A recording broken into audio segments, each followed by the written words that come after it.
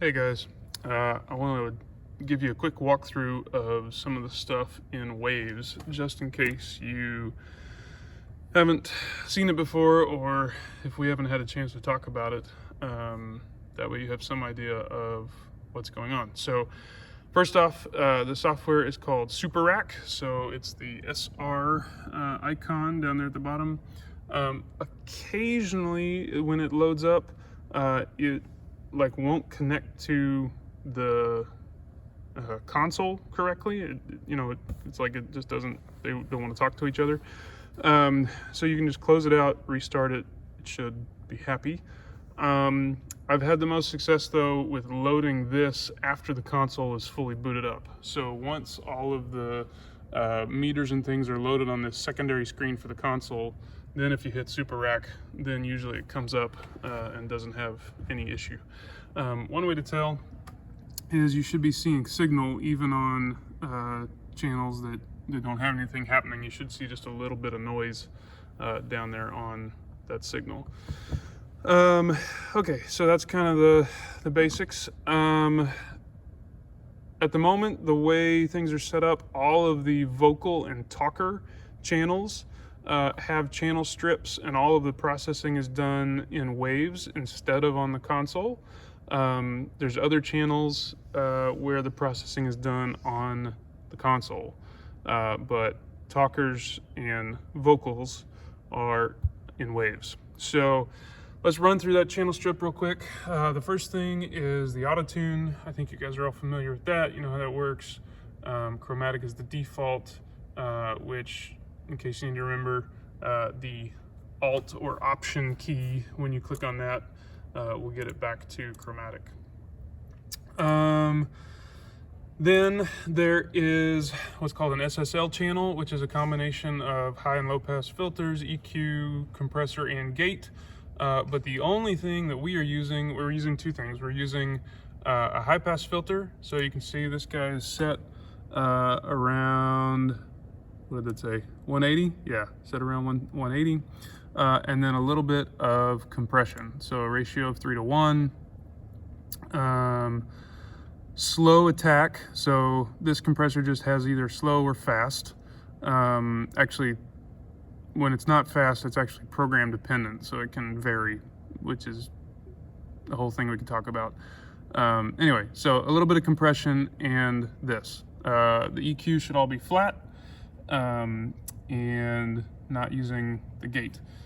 Then this is where you're really going to spend the bulk of your time, which is shaping the tone of the vocal, right? The EQ. And you can load presets. So the little drop down arrow, it does take a few seconds. So I just clicked it.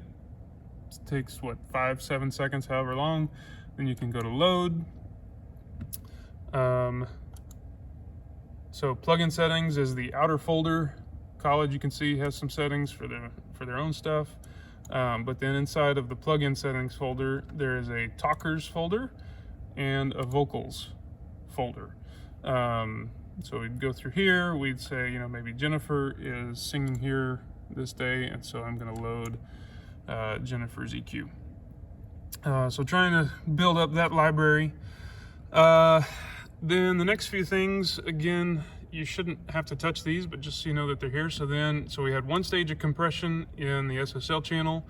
We've got another stage of compression here with this CLA 76, which is actually a fairly fast compressor. So you'll see it working. It should only be doing a couple dB of reduction. It shouldn't be doing a whole lot. Then the CLA 2A is a slower one, and it does even less. So usually 1 dB, maybe 2 dB, but it's really not doing a lot. But the stages, having these kind of multiple stages, really allows us to tighten the dynamic range on the vocals without then they sound good. If you try to do all that in one stage, it tends to sound squashed. Then we have this DPR 402 actually, DPR 402, there it is. And it can do several things, but what we're using it for is a de-esser. So you can see right here, this switch is set to DS wide. which means that it's acting over the whole frequency range, not just on the high end where the S's are. So the main thing that you would want to change here potentially is the threshold. So you can see this one's currently at 32. I think some of the vocals I run just a little bit lower than that, maybe 31 or 30. The talkers are usually closer, like 38, something like that. And then finally, there's just a little bit of EQ, and the only thing that this is doing is adding just a little bit of top end. So we use the de-esser to take some of the S's out, but then we're using this EQ to add just a little bit of that sparkle back in. We're way up there. This is like 10K. So pretty high in frequency. Again, just adding a little bit of that clarity, sparkle, niceness to back into their voice. So that's the vocal chain. I can switch to a talker here real quick. It's going to look very similar. So I just hit solo on the keynote channel, which brings it up here in Waves. So you can see really the only difference is that we don't have the auto-tune. All the rest of the plugins, actually that's not true. We don't have the auto-tune and we don't have the LA2A. So we just didn't need that extra little bit of compression that LA2A was giving us. But same idea. So the SSL channel, it's got a high pass filter, a little bit of compression. Then there's this CLA 76, which is doing some more compression. Now there is a difference here. This actually comes before the EQ, whereas in the vocal chain it didn't. So that was an intentional switch. The 76 actually helps to handle some of the pops and the plosives, right? When they say a P, it catches some of that so that we don't have to EQ it quite as hard to get rid of those things. So then you've got your EQ, which I guess I should also talk about. There are both static and dynamic bands in this EQ. So if you look at any particular bands, like say number 3 here, you've got its frequency where it's at, you've got its width, you've got the static part, which is the gain. So that's the fixed amount of gain reduction or boost that you want for that frequency. Then range, then the next 4 knobs all have to do with the dynamic part. So the range is the amount of gain reduction that you would want to do if you were going to, basically it's like a compressor, right, in this one frequency range. And so how much compression do you want it to do? That's the range. The threshold, where you want it to start acting at, and then attack and release. Attack, how quickly you want it to act, and release, how long you want it to hold on before it lets go. So that all behaves like a compressor in that particular frequency band there.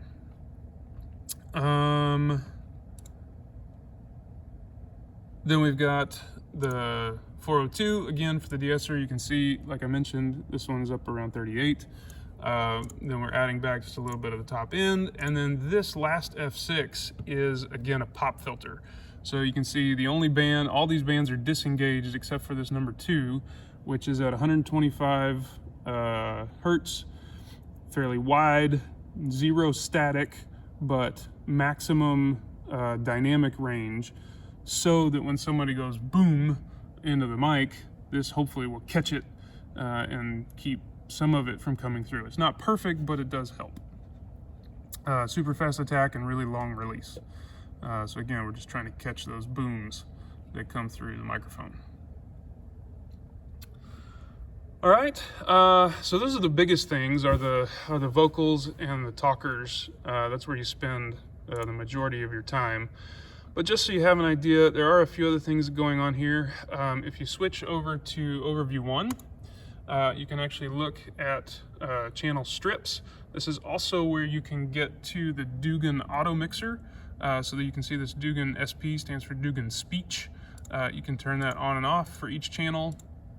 This is super helpful when you have 2 talkers close to one another, where they might pick up, one gets picked up in the other's microphone.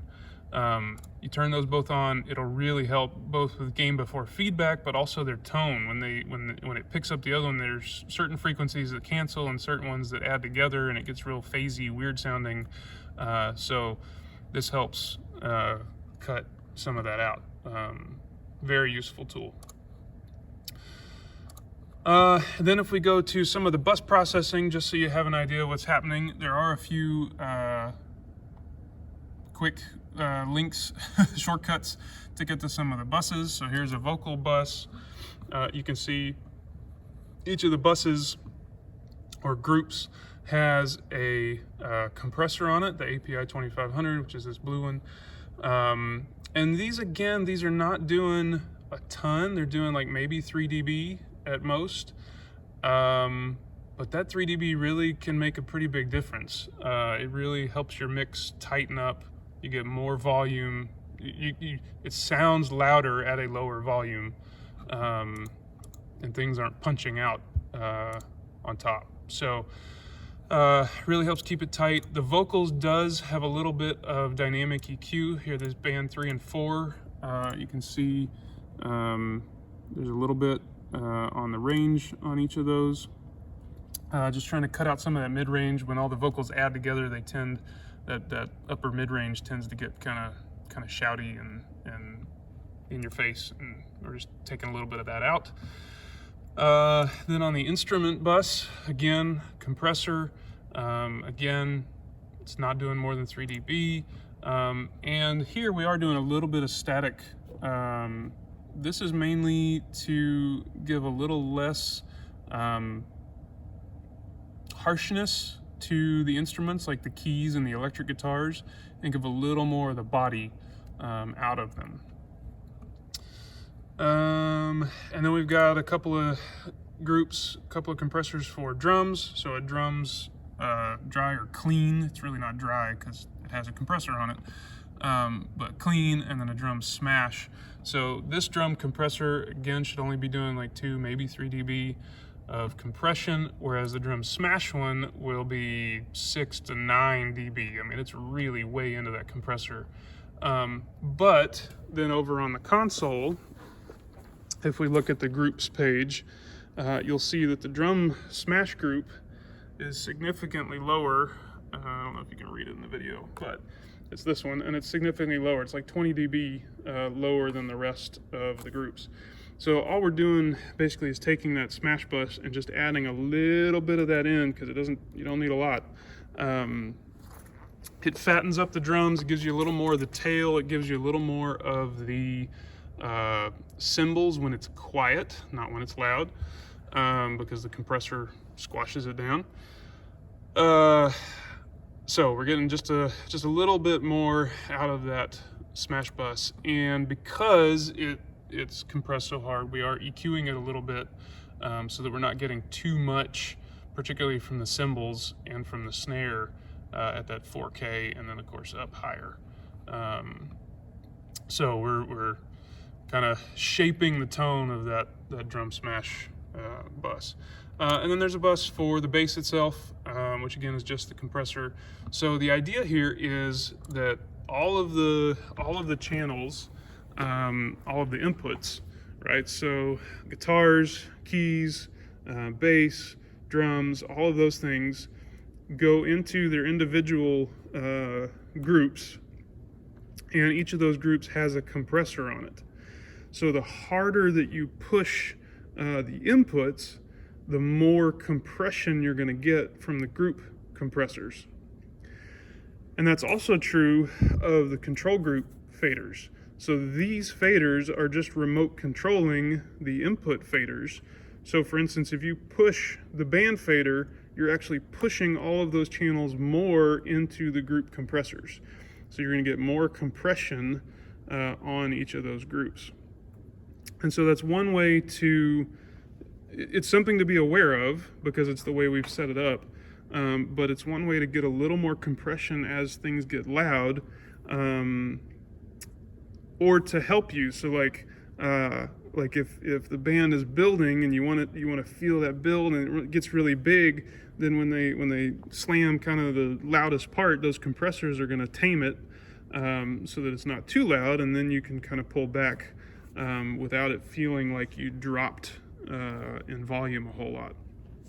So there's several things about it. The fact that they're in individual groups and not just one band compressor overall means that each group can kind of breathe a little bit more.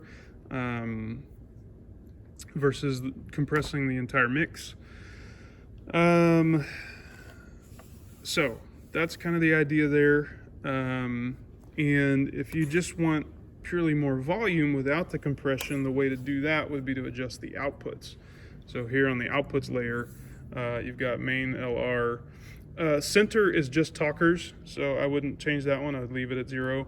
But you're looking at main LR and subs as the two that you might push or pull depending on the amount of compression that you want, right? If you want more compression, then you might drop these a little and push the band group, control group harder, right? Make everything louder into the compressor. If you want less compression, then you can push these guys up, and then the band group, you pull that back, and you get less compression in each of the groups. So that's kind of the idea of how that works. This idea kind of came from a guy named Dave Ratt, but I saw some other people doing similar things, so I decided to go ahead and go for it. But now you have an idea of what each of the plugins is doing over here in Waves.